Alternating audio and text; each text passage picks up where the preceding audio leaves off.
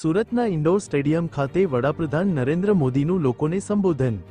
સુરતે મને અનમોલ ભેટ આપી જ્યારે સ્વચ્છતા માટે 1 લાખ પરિવાર જોડાયો। સ્વસ્થ ભવિષ્ય માટેનું આયોજન કરી સુરતવાસીઓને વડાપ્રધાન મોદી સાહેબે અભિનંદન આપ્યું। સ્થાનિક ચૂંટણી પછી પહેલીવાર સુરત આવ્યો અને સુરતથી ગુજરાતના લોકોને ધન્યવાદ કર્યું। પૂર્વ ધારાસભ્ય મેયર કનુભાઈ માવાણી માટે શ્રદ્ધાંજલિ પણ પાઠવી હતી। અત્યારે જિલ્લા પરિષદ, નગરપાલિકા, મહાનગરપાલિકા ચૂંટણી લોકોએ પ્રેમ આપી જૂના રેકોર્ડ તોડ્યા। જ્યારે 1987માં હું રાજનીતિમાં આવ્યો ત્યારથી અત્યાર સુધી વિજય યાત્રા જ ચાલે છે। કોઈ પણ વ્યક્તિને આટલા લાંબા સમય સુધી આશીર્વાદ મળ્યા તેવું પણ પહેલીવાર બન્યું। અમો આ પ્રચંડ વિજય સેવાના વિજયને વધુ આગળ વધારશું। તેમણે વિકસિત ગુજરાત, વિકસિત ભારતનો સંકલ્પ લીધો। સુરતને સ્વચ્છતાના એવોર્ડ મળ્યા, તેમને સુરતને અભિનંદન પાઠવ્યા। 5 જૂન પર્યાવરણ દિવસ, દેશના સૌથી સ્વચ્છ શહેરમાંથી એક સુરતને અભિનંદન આપ્યા। આજ સુરત પહેલા પ્લેગ જેવી બીમારીથી પીડાતો જ્યારે આજે સ્વચ્છતામાં એવોર્ડ પ્રાપ્ત કરે છે।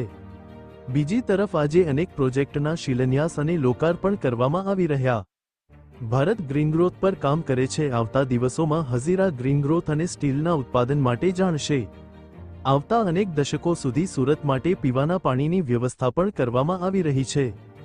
12 વર્ષમાં દેશમાં જે કેપેસિટી તૈયાર થઈ એ મહત્વનું છે। 12 વર્ષ પહેલા સૌર ઉર્જા માત્ર નામમાત્ર હતું। તેમજ ભારતમાં ઇથેનોલ પર કામ મજબૂત કર્યું। હજીરા આત્મનિર્ભર ભારતનો મતલબ હજીરા જાવ એટલે તમને ખબર પડે। દેશમાં કેટલાક નિરાશાવાદી લોકો છે જે દેશના સંકલ્પનો મજાક ઉડાવે છે। વધુમાં વડોદરા મુંબઈ એક્સપ્રેસ હાઈવે એક મોટા હિસ્સાનું ભાગરૂપ છે।